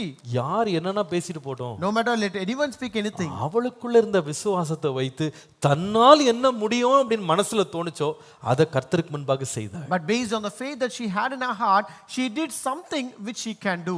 ஆனால் வேதம் சொல்லுகிறது, The Bible says, அவளுடைய விசுவாசத்தை கர்த்தர் அசட்டை பண்ணவில்லை. the Lord did not despise her faith. 50ஆம் வசனத்துல, Verse 50 says, உன் விசுவாசம் உன்னை ரட்சித்தது, நீ சமாதானத்தோட போ. your faith has saved you, go in peace. Hallelujah. Hallelujah. உன் விசுவாசம் உன்னை ரட்சித்தது. Your faith has saved you. எத்தனை பேர் விசுவாசிக்கிறீங்க இந்த காலையில? How many of you believe this? நம்முடைய விசுவாசத்தை கனம் பண்ணுகிற ஒரு தேவன் இருக்கிறார். Our God is the one who honors our faith. நம்முடைய விசுவாசத்தை கனம் பண்ணுகிறார். He honors our faith. நாம விசுவாசத்துல நம்ம செய்கிற ஒரு சின்ன செய்கை இருக்கு பாருங்க, அதை தேவன் உண்மையாகவே கனம் பண்ணுகிறார். The Lord will honor a small act that we do out of our faith. ஒருவேளை நம்ம செய்கிற சில கிரியைகள், ஒருவேளை நாம வேதத்துல அதற்கு ஏதாவது ஒரு அடையாளம் இருக்கா நமக்கு தெரியல. See, the acts or the actions that we do, we could not even find those kinds of signs in the Bible. ஆனால் இயேசு சொல்லுகிறார், இவள் ரொம்ப அதிகமாய் நேசித்தாள். The Bible says that she loved Jesus more. அந்த அன்பினால அவள் செய்ததை கர்த்தர் ஏற்றுக்கொண்டார். And out of that love, the Lord accepted what she did. Hallelujah. Hallelujah. நான் சொல்லுவேன், நம்முடைய விசுவாசத்துல நம்ம எடுக்கிற சின்ன சின்ன முயற்சிகள் இருக்கு பாருங்க, அது சில பேர் மத்த பேருக்கு அது புரியாது. See, out of our faith, when we do small efforts, that may not be acceptable or understood by other people. சில பேர் பாருங்க, நம்ம ஒரு விசுவாசத்துல ஒரு காரியத்தை எடுத்து செய்யும்போது இதற்கெல்லாம் எங்க எழுதி இருக்கு, இதற்கெல்லாம் என்ன விளக்கம்னு சொல்லி சில பேர் கேட்பாங்க. See, sometimes when we do certain things or actions based on our faith, they will ask for interpretation or explanation where it is written in the Bible. ஆனால் கர்த்தர் கிரியையை மாத்திரம் இல்ல, அந்த கிரியைக்கு பின்னால் இருக்கிற எண்ணத்தை கர்த்தர் பார்க்கிறார். But the Lord is not looking at your action alone. The Lord is also looking at the intent with which you do that action. Hallelujah. Hallelujah. அந்த இன்டென்ட் அவருக்கு தெரியும். அவர் சொல்லுகிறாரு, நீ பரிமள தைலத்தை பார்த்துட்டு இருக்கப்பா, ஆனா அந்த பரிமள தைலம் ஊற்றப்பட்டதுக்கு காரணம் என்னன்னா அவளுக்குள்ள இந்த மிகுதியான அன்பு. The Lord knows that the intention. He says, see, you are looking at that at the flask of oil that she is pouring, but I know the intent behind which she is pouring that oil. அவளுக்கு இருந்த விசுவாசத்தை நான் பார்க்கிறேன். I am looking at the faith that she has. யாரையும் அவள் நம்பாம என்ன நம்புறாளே. See, she did not trust anybody, but she is believing me. கண்ணீரோடு என் பாதத்துல விழுந்து கிடக்குறாளே. She is wiping my feet with her tears. நிச்சயமாகவே நான் அவள் பாவத்தை மன்னிப்பேன். And truly I will forgive her sins. அவளுக்கு விடுதலை நான் தருவேன். I will give a deliverance to her. அவளுடைய விசுவாசத்தின் படியே உனக்கு ஆக கடவுது. Let it be done according to your faith. இந்த காலையில நான் தைரியமா சொல்லுவேன், This morning I can say you boldly. உங்களுக்குள்ள இருக்கிற விசுவாசத்தினால நீங்க எடுத்து கர்த்தரை நேசித்து கர்த்தரை நம்பி விசுவாசித்து நீங்க தொடர ஒரு தொடுதல் கூட கர்த்தர் நிச்சயமாகவே வாய்க்க பண்ண வல்லவராய் இருக்கிறார். Even it might be a small touch that you do out of that faith that you have, which you do it in an action, the Lord is able to honor that faith. அநேக வேளையில நம்முடைய விசுவாச பாதையில செல்றவ இதெல்லாம் கர்த்தர் ஏற்றுக்கொள்வாரா நம்ம யோசிப்போம். Many times in a path of faith we think whether the Lord will accept all these small actions. இதெல்லாம் கர்த்தர் கண்டுகொள்வாரா? Will the Lord consider this? உதாரணமா இயேசு சொன்னார் பாத்தீங்களா, அந்த சிறியர் ஒருவருக்கு ஒரு கலசம் தண்ணீரை நீங்கள் கொடுத்தால் கூட அதோட பலனை நீங்கள் அடையாமற் போக மாட்டீங்க. For example, Jesus said, if you give one small water of cold water to the little, you will surely receive the reward for that. நான் யோசிப்பேன், நம்ம எப்பயே தண்ணி குடிக்கும் போதெல்லாம் இதுக்கு யாராவது காசு கொடுப்பாங்கன்னு எதிர்பார்ப்போமா? See, have you ever expected someone will pay you if you give water to someone? நீங்க ஒரு தண்ணி கொடுக்கும்போது யாராவது அதனை திருப்பி நன்றி சொல்வாங்கன்னு எதிர்பார்ப்போமா? Do we expect someone to thank us for giving one glass of water? நீங்க ஒரு தண்ணி கொடுத்ததுக்கு யாராவது ஃபோன் பண்ணி உங்களுக்கு ரொம்ப தேங்க்ஸ் சிஸ்டர் அப்படின்னு சொல்லுவாங்களா? இல்ல கார்டுல லெட்டர் போடுவாங்களா? உங்களுக்கு தண்ணி கொடுத்தீங்க ரொம்ப நன்றின்னு சொல்லுவாங்களா? Will someone call you back and say thank you, or put a letter in a card saying thank you for giving me water? ஆனால் வேதம் சொல்லுது, But the Bible says, இவங்க ஏன் தண்ணி கொடுத்தாங்க தெரியுமா? why did they give that water? வேதம் சொல்லுகிறது, தீர்க்கதரிசி என்னும் நாமத்தின் நிமித்தம் நீங்க செய்தீங்க அத. It's because you did it for the name of the prophet. அர்த்தம் என்ன தெரியுமாங்க? What does it mean? சில வேளையில சில காரியங்கள் உருவகமாக வேதத்துல இருக்கு. Sometimes certain things are written as metamorphs of the Bible. அதுக்காக தண்ணி கொடுக்கணும்ன்றது அர்த்தம் கிடையாதுங்க. So it doesn't mean literally that you're supposed to give water. அர்த்தம் என்ன தெரியுமா? What does it mean? தண்ணி ஒரு சாதாரண காரியம். Water is a simple thing. ஆனா உன்னால அதுதான் முடியுமா? But if that is possible by you, நீ விசுவாசத்தோட உள்ள ஒரு நல்ல எண்ணத்தோட நீ நம்பிக்கையோட அன்போட நீ செய்யும்போது கர்த்தர் அதை அசட்டை பண்ணுகிறவர் அல்ல. But when you do with the true faith, with true love that you have in you for God, the Lord will not despise it. Hallelujah. Hallelujah. சில வேளையில பாருங்க, கர்த்தருடைய ஆவியானவர் நம்ம ஏவுவார் பாருங்க. See, sometimes the Holy Spirit will also move our hearts. உன்னுடைய நேரத்துல இவ்வளவு என்கிட்ட கொடு. See, give me this part of your time for me. இந்த காரியத்துல நீ எனக்கு கனம் பண்ணு. You honor me in this thing in your life. ஒரு சின்ன காரியத்தை செய்யறதுக்கு ஒரு தூண்டுதல் உள்ள வரும். So there will be a kind of provocation to do small thing in our life. ஆண்டவர் மேல் உள்ள அன்பினால, because of the love we have for God, ஆண்டவர் மேல் உள்ள விசுவாசத்தினால, because of the faith that we have for God, நம்ம செய்யறது ஒரு சின்ன காரியமா இருக்கலாம். it might be a small act that you're doing. ஆண்டவரே, காலையில எழும்பின உடனே நான் உம்முடைய பாதத்தில் இவ்வளவு நேரம் உட்கார்ந்திருப்பேன். Lord, when I get up in the morning, I will sit at your feet for this much time, Lord. நான் வேதத்தை வாசிப்பேன். I will read your Bible, Lord. ஆண்டவரே, நான் வசனங்களை மனப்பாடம் பண்ணுவேன். Lord, I will memorize the verses, Lord. ஆண்டவரே, நான் இந்த காரியத்துல ஈடுபடுவேன். Lord, I will involve myself in this work, Lord. ஆண்டவரே, இந்த ஊழியத்துக்கு நான் போவேன். Lord, I will go to this ministry, Lord. ஆண்டவரே, இதற்கு நான் உதவி செய்வேன். Lord, I will support in this thing, Lord. நமக்கு அதுக்கு சரியான வசனங்கள் சரியா தெரியாம இருக்கலாம். Maybe we may not know verses relating to that. ஆனால் நம்முடைய இருதயத்துல தேவன் மேல் உள்ள அன்பினாலும் விசுவாசத்தினாலும் அந்த சின்ன காரியத்தை தேவன் நிமித்தம் நாம செய்யும்போது பாருங்க, கர்த்தர் அதை அசட்டை பண்றது இல்ல. But if you do that small act for the sake of the love and faith that you have on God, the Lord will not despise it. நான் யோசித்து பார்த்தேன், ஒருவேளை அந்த பெரும்பாடு உள்ள ஸ்திரீ அந்த சீஷர்கள்ட்ட எப்பா எனக்கு 12 வருஷமா பெரும்பாடு இருக்கு, இயேசுவை தொடட்டுமா அப்படின்னு கேட்டிருந்தா. So I imagine if that woman who had that blood issue, if she would have come to the disciples and said, see, I have this problem, can I touch Jesus? நான் இயேசுவை தொடட்டுமான்னு கேட்டிருந்தா. If she would have asked, can I touch Jesus? நிச்சயமா தொட விட்டுருக்க மாட்டாங்க. They would have never let her do that. சிறு பிள்ளைகளே இயேசுவிடத்தின் வருவதற்கு அவங்க தடை பண்ணாங்க. See, they also even stopped small children from coming to Jesus. நிச்சயமா விட்டுருக்க மாட்டாங்க. They would have never let her. ஆனால் அவளோ விசுவாசத்தோடு வந்தாள். But she came with that faith. Hallelujah. Hallelujah. அவளுக்கு வசனம்லாம் தெரியல. She don't know the verses. அவளுக்கு இதை செய்யணுமா செய்யக்கூடாதான்னு தெரியல. She don't know whether she can do this or not. என்கிட்ட இதுதான் ஆண்டவரே முடியும். But Lord, only this is possible by me, Lord. இதுதான் ஒரு சின்ன வாய்ப்பு எனக்கு இருக்கு. Lord, this is the only small chance that I have. தொட்டு பார்க்கிறேன். Let me touch and see. அந்த தொடுதலை தேவன் கனம் பண்ணினார். The Lord honored that touch. Hallelujah. Hallelujah. வேதம் சொல்லுது, என்னிடத்திலிருந்து வல்லமை புறப்பட்டது என்று சொன்னார். The Bible says there's a power that went out from me. இன்றைக்காக தேவன் வல்லமையை நமக்காக அனுப்ப வல்லவராய் இருக்கிறார். Even today the Lord is able to send his power for us. ஏன் தெரியுமா? You know why?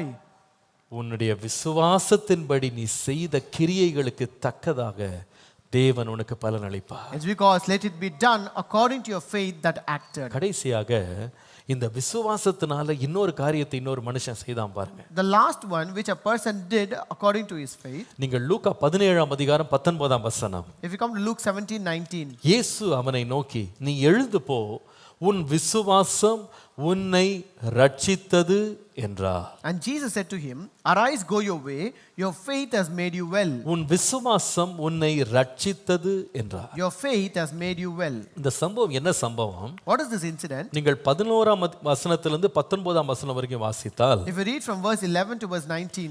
இயேசு எருசலேமுக்கு போகிற பொழுது, When Jesus was going to Jerusalem, அவர் சமாரியா கலிலேயா நாடுகள் வழியாக அவர் நடந்து போனார். he passed through the midst of Samaria and Galilee. அப்பொழுது ஒரு கிராமத்திற்குள் அவர் பிரவேசித்த பொழுது 10 குஷ்டரோகிகள் இயேசுக்கு எதிராக வந்து தூரத்தில் நின்று எங்களுக்கு இறங்கும் ஆண்டவரே என்று கதறினாங்க. And as he entered a certain village, there met him 10 men who were lepers, who stood afar off, and they lifted up their voices and said, Jesus, Master, have mercy on us. இவங்க பக்கத்துல வரல, They did not come closer to God. இயேசுவை தொடல, They did not touch Jesus. ஆனா தூரத்துல இருந்து கேட்டாங்க. But they asked from afar. எனக்கு ஆச்சரியமா இருக்கு. I was surprised. பர்த்திமேயு இயேசுவை நோக்கி சத்தமிட்டு அவர் அருகிலே வந்த உடனே கூப்பிட்டான். Bartimaeus cried out, opened, and asked God when Jesus came near to him. ரெண்டாவது இந்த பெரும்பாடுள்ள ஸ்திரீ இயேசு கூட்டத்தில் சென்று கொண்டிருந்த பொழுது பின்னால வந்து தொட்டாள். This number 2, this woman of this issue who came behind Jesus and touched him. மூன்றாவது ஒரு கூட்டம் இருக்கு. There's a third group. இவங்க தூரத்திலிருந்து சத்தமிட்டாங்க. They cried out from afar.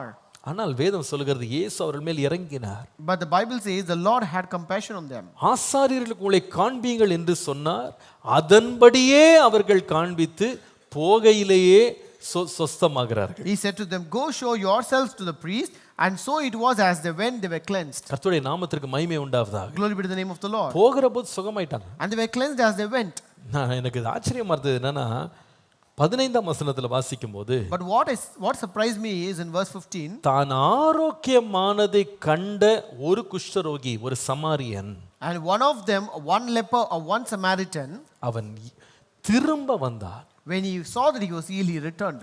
உரத்த சத்தத்தோடு தேவனை மகிமைப்படுத்தினான். And with a loud voice glorified God. அவருடைய பாதத்தருகே முகங்குப்புற விழுந்தான். And fell down on his feet, face on his feet. தேவனுக்கு ஸ்தோத்திரம் செலுத்தினான். And giving him thanks. அதன் விளைவு என்னவென்றால், And what happened as a result? 19ஆம் வசனத்தில் இயேசு சொன்னார், In verse 19 Jesus said, நீ எழுந்து போ, உன் விசுவாசம் உன்னை ரட்சித்தது. Arise, go your way, your faith has made you well. Hallelujah. Hallelujah. இந்த விசுவாசம் என்ன செய்தது பாருங்களேன். What did this faith do? எல்லாரும் வந்து சத்தம் போட்டு கூப்பிட்டாங்க. Everyone cried unto Jesus. இன்னொரு கூட்டம் வந்து தொட்டாங்க. The other crowd touched Jesus. ஆனா விசுவாசம் உள்ள ஒருவன் என்ன செய்கிறான்னா, திரும்ப வந்து இயேசுவை மகிமைப்படுத்தி அவரை ஸ்தோத்திரம் பண்ணினார். But the one who had this faith, he returned back and he worshipped God and he gave glory to God. நான் சொல்லுவேன், ஒருவனுக்குள்ள விசுவாசம் இருக்குமானால், Actually, if a person has faith in him, அவர்கள் தேவனை மகிமைப்படுத்தி ஸ்தோத்திரம் பண்ணுவாங்க. they will ascribe glory to God and praise him. தேவனுக்கு மகிமையை செலுத்துவாங்க. They will ascribe glory to God. உண்மையான விசுவாசம் உள்ளவங்க அவங்க தான். They are the people who have the true faith. அவங்க எப்படிப்பட்ட விசுவாசம் உள்ளவங்க தெரியுமா? What kind of people are they? என் தேவன் எல்லாவற்றையும் செய்து முடிக்க வல்லவர். My God is able to do everything. அதை உணர்ந்த போது அவங்க வாயை மூடிக்கொண்டு அமைதியா இல்லாம தேவனை ஸ்தோத்திரம் பண்ண ஆரம்பிக்கிறாங்க. So when they felt that, they did not remain quiet, but they opened their mouth and praised God. ஜெபத்தோடு நிறுத்துகிறவர்களாய் அல்ல. They are not the people who stop only with prayer.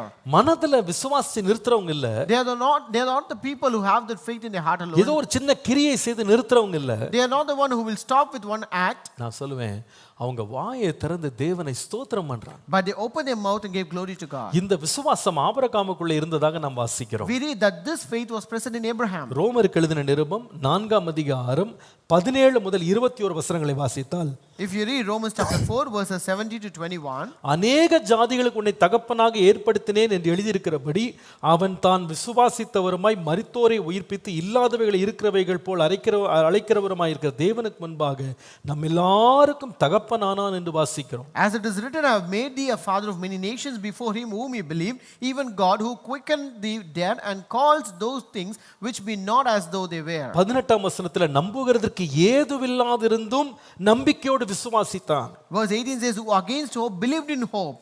19ஆம் வசனத்துல தன் சரீரம் செத்து போனதையும் சாராளுடைய கர்ப்பம் செத்து போனதையும் எண்ணாதிருந்தான். And verse 19 says, and being not weak in faith, he considered not his own body now dead. ஆனால் 20-21ஆம் வசனம் சொல்கிறது, But verses 20 and 21 says, தேவனுடைய வாக்குத்தத்தங்களை குறித்து அவன் அவிசுவாசித்து அவன் வந்து அவிசுவாசமாய் சந்தேகப்படாமல் தேவன் வாக்குத்தத்தம் பண்ணினதை நிறைவேற்ற வல்லவராய் இருக்கிறார் என்று முழு நிச்சயமாய் நம்பி தேவனை மகிமைப்படுத்தி விசுவாசத்தில் வல்லவனானான். He did not waver the promise of God through unbelief, but was strengthened in faith, giving glory to God and being fully convinced that what he had promised, he was also able to perform. எனக்கு அதுல முக்கியமா நான் முக்கியப்படுத்த விரும்புற வார்த்தை என்னன்னா, The word I want to emphasize here is, தேவன் வாக்குத்தத்தம் பண்ணினதை செய்ய வல்லவர் என்று விசுவாசத்தோடு நிறுத்தாம தேவனை மகிமைப்படுத்தினார். See, he was not only convinced that the Lord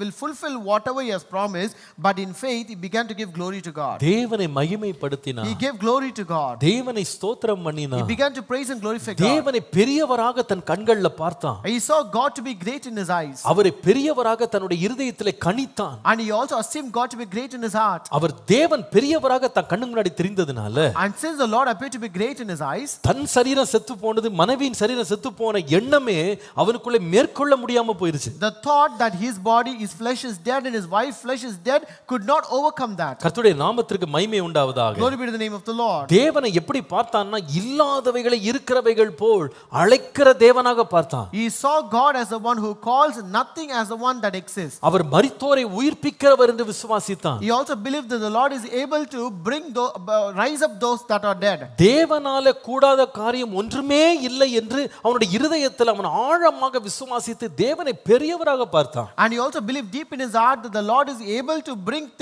do things that is impossible, and he believed God as great. நம்புகிறதற்கு ஏதுவில்லாததையும் அவன் பார்க்காமல் அதை தாண்டி தேவன் வல்லவர் என்று பார்த்தான். And he did not see that there is no possibility to have faith, but he saw God beyond that. பாருங்க, மகிமைப்படுத்துதல் என்றால் நாம் நிறைய பேர் நினைக்கிறோம் வாயை திறந்து நம்ம ஸ்தோத்திரம் பண்றதா மகிமைப்படுத்துறது நம்ம நினைக்கிறோம். See, glorifying God, many of us think that opening our mouth and glorifying God is actually glorifying ஆனா God. உங்களுக்கு தெரியுமா, நிறைய பேர் வாயை திறந்து ஸ்தோத்திரம் பண்றவங்க தேவனை விசுவாசிக்காமலே வாயை திறந்து அவங்க ஸ்தோத்திரம் பண்றாங்க. But do you know people who open their mouth and glorify and praise God, they do that even without believing God. வாயை திறந்து அவங்க நம்புவேன்னு பாடிடுவாங்க. They may open their mouth and say that they trust God. ஆண்டவரே விசுவாசிக்கிறேன்னு சொல்லி வாயை திறந்து பாடிடுவோம்.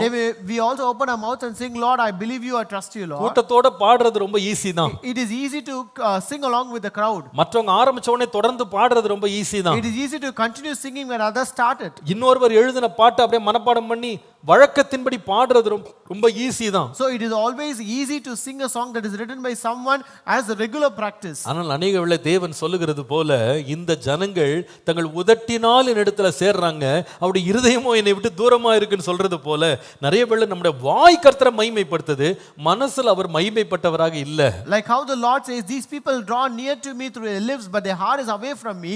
Similarly, people are closer to God only through their mouth, but their heart is away from them. அவங்க வாயினால விசுவாசிக்கிறாங்க, They believe only by their mouth. ஆனா இருதயத்துல அவங்க எண்ணங்கள்ல அவிசுவாசம் தான் குடிகொண்டிருக்கு. But in their heart, in their thoughts, there is only unbelief that is existing. வாய் தேவனே நீர் பெரியவர்னு சொல்லுது.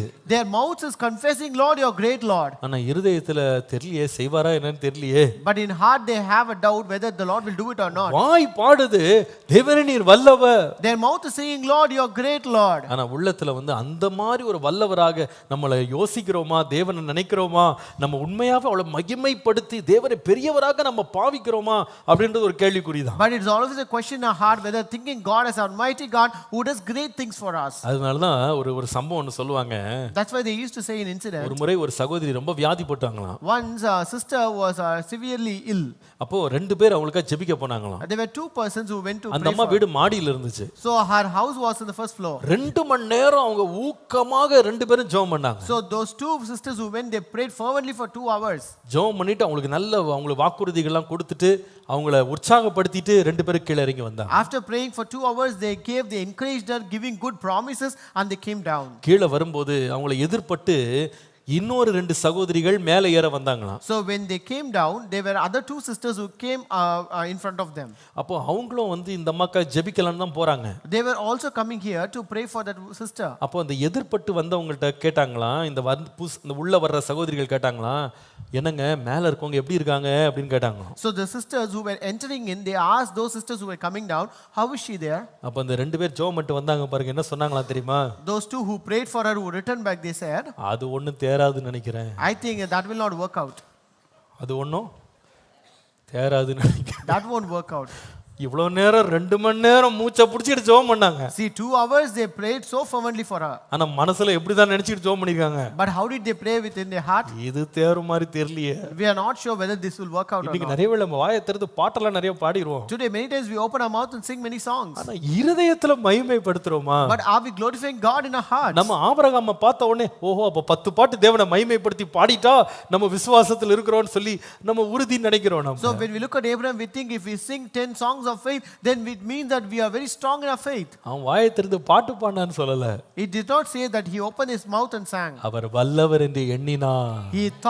He considered God to be great. தன்னுடைய இருதயத்தில் அவரை மகிமைப்படுத்தினார். He glorified God in his heart. Hallelujah. Hallelujah. அந்த இருதய நிறைவிலிருந்து வாய் பேசினது. And out of that fullness of heart the mouth spoke. இதே ஒரு கருத்தை தான் நீங்கள் மத்தேயு எழுதின சுவிசேஷம் 15ஆம் அதிகாரத்துல 21 முதல் 28 வசனங்களை வாசிக்கும் போது கவனிக்கலாம். So you can read the same content from Matthew chapter 15 verses 21 to 28. அங்க பாத்தீங்கன்னா ஒரு கானானிய ஸ்திரீ இருக்கிறாள். Here there's a Canaanite woman. அவளுடைய மகளுக்கு ஒரு கொடுமையான பிசாசின் அலக்களிப்பு இருக்கிறது. So here her daughter was severely demon possessed. இயேசுவிடத்திலே அவள் கதறும்போது இயேசு கண்டுகொள்ளாமல் நிற்கிறார். So when she came and cried to Jesus, Jesus did not notice her. ஆனால் கடைசியில் அவள் தொந்தரவு தாங்க முடியாம At last when she bothered Jesus more, 26ஆம் வசனத்துல இயேசு சொல்லுகிறார். in verse 26 Jesus says, பிள்ளைகளின் அப்பத்தை எடுத்து நாய்க்குட்டிகளுக்கு போடுகிறது நல்லதல்லன்னு சொன்னார். He said it is not good to take the children's bread and throw it to the little dogs. இது என்ன தெரியுமா? இது அந்த காலத்தினுடைய பேச்சு வழக்கம். So this is a kind of statement that they speak in those days. அந்த காலத்துல பிள்ளைகள் சொல்றத யூதர்கள் அப்படின்னு எல்லாரும் பிலீவ் பண்ணாங்க. So in those days children are considered as Jews. இந்த நாய்க்குட்டிகள்ன்றத யாருக்கு பேசுவாங்கன்னா இந்த கானானியர்கள் புறஜாதிகளை நாய்கள்னு சொல்லுவாங்க. So these little dogs are being referred to Canaanites. அப்போ இங்க அவர் சொல்லுகிறது என்னன்னா, நான் இஸ்ரவேல் குடும்பத்துக்காக வந்தேன், இவர்களுக்காக வச்ச நன்மையை நான் நாய்க்குட்டிகளுக்கு போடுறது நல்லது இல்லைன்னு சொன்ன அர்த்தம் என்னன்னா, கானானியர்கள்லாம் இதை பெறக்கூடாதுன்னு அவர் சொல்றாரு. So here it means that see I came for the Israel people, Israel children, so I cannot give something which I want to give to them to some other Canaanites. ஆனால் 27ஆம் வசனத்துல அவள் சொல்லுகிறாள் பாருங்க பதிலாக. But in verse 27 she says, மெய்தான் ஆண்டவரே, ஆகிலும் நாய்க்குட்டிகள் தங்கள் எஜமான்களின் மேஜிலிருந்து விழும் துணிக்கைகளை தின்னுமே என்றாள். She said, yes Lord, yet even the little dogs eat the crumbs which fall from the master's table. என்ன விசுவாசம் அவளுக்குள்ள இருந்துச்சு பாருங்களேன். See what kind of faith she had in her. இயேசு சொல்றாரு கொடுக்க மாட்டேன்னு. Jesus said I will not give. ஆனா மனதுல எப்படி இருந்ததுன்னா, but how was she in her heart? மிச்சம் மீதி வந்தா கூட நம்ம வாங்கிக்கலாம். See I'm ready to receive the crumbs even. தேவன் நம்மேல் இரக்கம் காட்டாம போய்டுவாரா? Will not God show mercy on me? இரக்கம் காட்டாம போய்டுவாரா? Will not God go? நிச்சயமா நமக்கு செய்வார். He will surely do it for me. அவள் இருதயத்துல அந்த ஒரு ஆழமான விசுவாசம். She had the deep faith in her heart. ஆண்டவரே நீங்க நிச்சயமா எனக்கு உதவி செய்வீங்க. Lord, you will surely help me, Lord. தேவனை மகிமைப்படுத்தினவளாக பார்த்தார். And she saw Jesus as the one who glorified God. உடனே 28ஆம் வசனம் இயேசு சொல்லுகிறார். In verse 28 Jesus says, ஸ்திரீயே உன் விசுவாசம் பெரியது. A daughter, O woman, great is your faith. நீ விரும்புகிறபடி உனக்காக கடவுள். Let it be to you as you desire.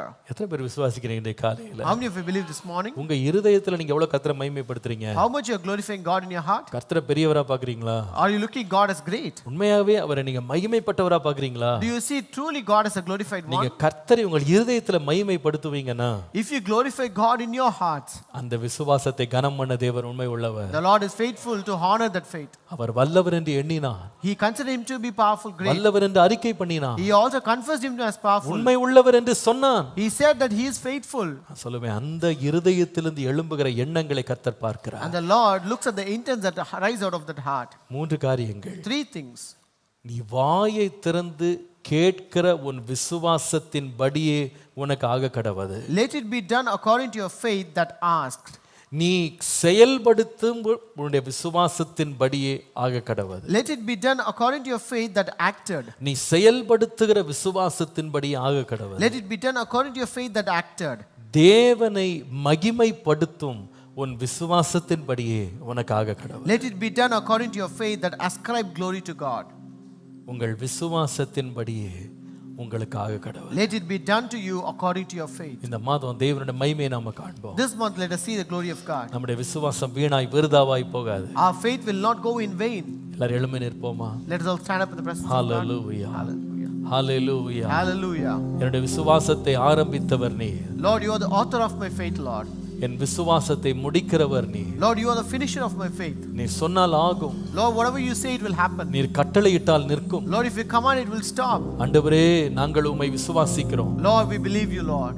உம்மை விசுவாசிக்கிறோம். Lord, we believe you, Lord. நாங்கள் உம்மை நம்புகிறோம். Lord, we trust you, Lord. ஆண்டவரே, அதை எங்கள் வாயினால் ஜெபத்தினால் நாங்கள் அறிக்கையிடுகிறோம். Lord, we confess that through our mouth as prayer, Lord. ஆண்டவரே, இன்றைக்கு அறிக்கையிட்டதை கர்த்தாவே நாங்கள் ஆண்டவரே செயல்ல கொண்டு வர்றோம். Lord, today whatever we ask for, Lord, we bring it into action, Lord. ஆண்டவரே, நீர் வல்லவர் என்று உம்மை மகிமைப்படுத்துகிறோம். Lord, we ascribe glory to you, saying that you are great, Lord. கர்த்தர் அதன்படியே செய்ய வல்லவர். The Lord is able to do according to that faith. அத நம்புறவங்க விசுவாசிக்கிறவங்க கரங்களை உயர்த்தி ஸ்தோத்திரம் பண்ணுவோம். All who believe, raise your hands and praise God. Hallelujah. Hallelujah. Hallelujah. Hallelujah. நான் கேட்டுக்கொண்டதை விசுவாசத்தினாலே கேட்டுக்கொண்டதை கர்த்தர் செய்ய வல்லவர். The Lord is able to ask me according to the faith that I asked. Hallelujah. Hallelujah. விசுவாசத்தின்படி செய்ய வல்லவர். The Lord is able to do according to faith. விசுவாசத்தின்படி செய்ய வல்லவர். The Lord is able to do according to what I asked. விசுவாசத்தின்படி செய்ய The வல்லவர். Lord is able to do according to my faith. Hallelujah. Hallelujah. விசுவாசத்தின்படி செய்ய வல்லவர். The Lord is able to do according to my faith. Hallelujah. Hallelujah. விசுவாசித்தவளை பாக்கியவதி.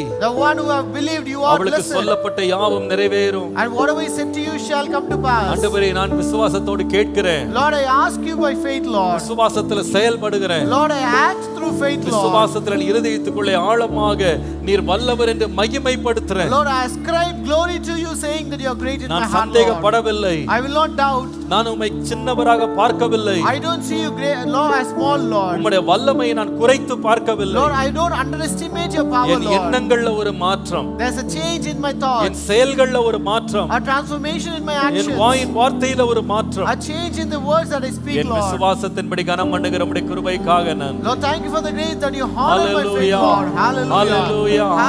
Hallelujah. Hallelujah. Hallelujah. Hallelujah. Hallelujah. Hallelujah. Hallelujah. நன்றி அப்பா. Thank you, Lord. நன்றி அப்பா. Thank you, Father. நன்றி அப்பா. Thank you, Father.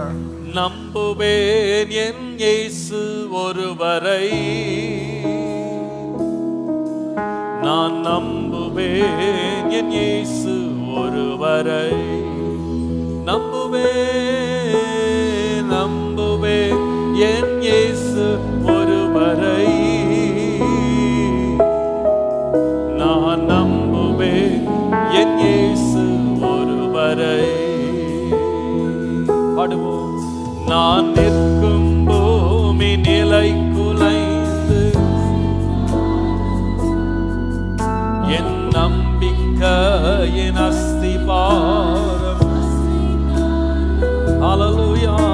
நான் நிற்கும் பூமி நிலை குலைந்து அழிந்தாலும், என் நம்பிக்கையின் அஸ்திபாரம்,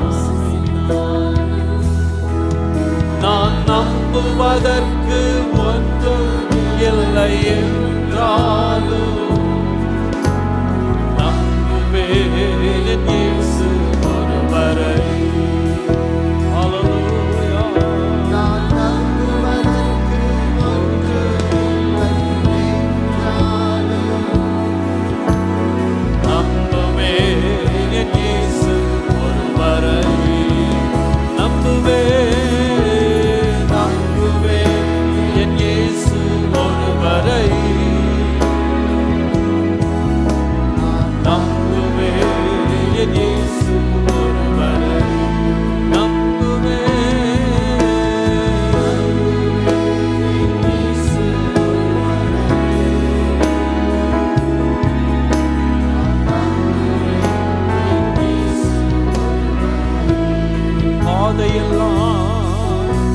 என் பாதை எல்லாம் அந்தகாரம் சூழ்ந்தாலும், வாழ்க்கை முடிந்தது மறுவாழ்வு இல்லை என்றார். என்னை தேற்றுவதற்கு யாரும் இல்லை என்றாலும், நம்புவேன் என் இயேசு ஒருவரை, நம்புவேன் நம்புவேன் என் இயேசு ஒருவரை, நம்புவேன் என் இயேசு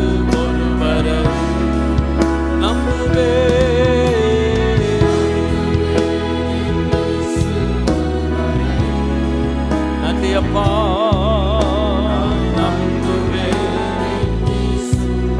கரங்களை உயர்த்தி சொல்லுவோம். நம்புவேன் இயேசுவை. நம்புவேன் இயேசுவை. நம்புவேன்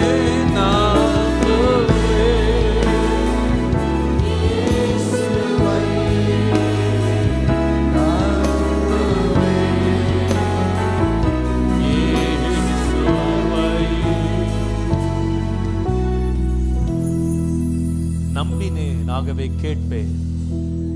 Faith I will ask. நம்பினேன் கேட்டேன். Out of faith I asked.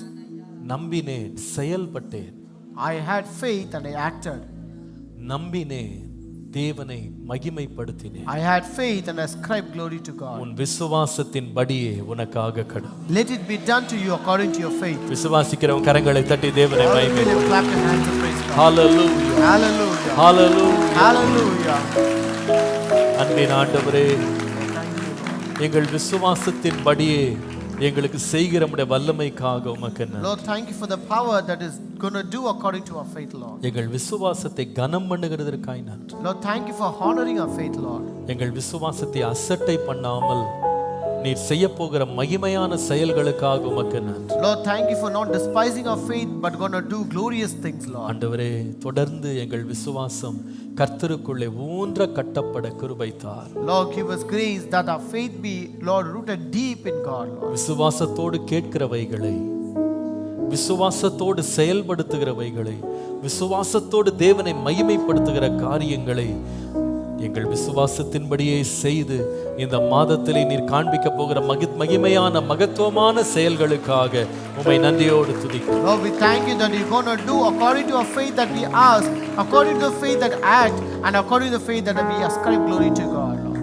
தொடர்ந்து உம்முடைய வல்லமையை நாங்கள் அனுபவிக்க பண்ணுவோம். Lord, continue to, Lord, make us experience your grace, Lord. உம்முடைய நாமத்தை மகிமைப்படுத்தும். Lord, glorify your name. இந்த மாதம் முழுவதும் வழி நடத்தும். Lord, lead us all through this month, Lord. உம்முடைய பிள்ளைகள் எழுத போகிற பரீட்சைகளில் தேவ ஞானம் வெளிப்படட்டும். May the Lord knowledge and wisdom of God be manifested in the exam that your children write. எதிர்பார்த்திருக்கிற முடிவை உம்முடைய பிள்ளைகளுக்கு தார். Lord, give them an expected end, Lord. விசுவாசத்தோடு வேண்டிக் கொள்ளுகிறவைகளை சுதந்திரிக்க பண்ணும். Lord, help them to inherit what they ask out of faith, Lord. விசுவாசத்தோடு அவர்கள் செய்கிற ஒவ்வொரு சின்ன செயல்களையும் கனம் பண்ணுகிற உண்மைக்காக நன்றி. Lord, thank you, Lord, for the faithfulness that you have to honor every act that they do, Lord. விசுவாசத்தோடு உம்மை மகிமைப்படுத்த கிருபை தார். Lord, give us glory to ascribe glory to you out of faith, Lord. விசுவாசிக்கிறபடியே செய். Lord, do according to our faith. பெரிய காரியங்களை செய். May the Lord do great things. இயேசுவின் நாமத்தில் பிதாவே. In Jesus' name we pray. ஆமென். ஆமென். ஆமென். நம்முடைய கர்த்தராகிய இயேசு கிறிஸ்துவின் கிருபை, பிதாவாகிய தேவனுடைய அன்பு, பரிசுத்த ஆவியானவருடைய அந்யோன்ய ஐக்கியம், சமாதானம், ஆசீர்வாதம் நம் அனைவரோடும் கர்த்தருடைய வருகை பரியந்தம் நிலைத்திருப்பதாக. Amen. எல்லாரும் சேர்ந்து சொல்லுவோம். என் ஆத்துமாவே கர்த்தரை ஸ்தோத்திரி, என் முழு உள்ளமே அவர் பரிசுத்த நாமத்தை ஸ்தோத்திரி. என் ஆத்துமாவே கர்த்தரை ஸ்தோத்திரி, கர்த்தர் செய்த சகல உபகாரங்களை மறவாதே. அவருடைய அக்கிரமங்களை எல்லாம் மன்னித்து, நோய்களை எல்லாம் குணமாக்கி, உன் பிராணனை அழிவுக்கு விலக்கி மீட்டு, உன்னை கிருபையினாலும் இரக்கங்களினாலும் முடிசூட்டி, நன்மையினால் வாயை திருப்தியாக்குகிறார். கழுகுக்கு சமானமாய் வயது திரும்ப வால வயது போல் ஆகிறது. ஆமென். ஆமென். Praise the Lord. கர்த்தர் உங்களை எல்லாரையும் ஆசீர்வதிப்பாராக. கர்த்தர் உங்களோடு இருந்து வழி நடத்துவாராக. ஆமென். ஆமென்.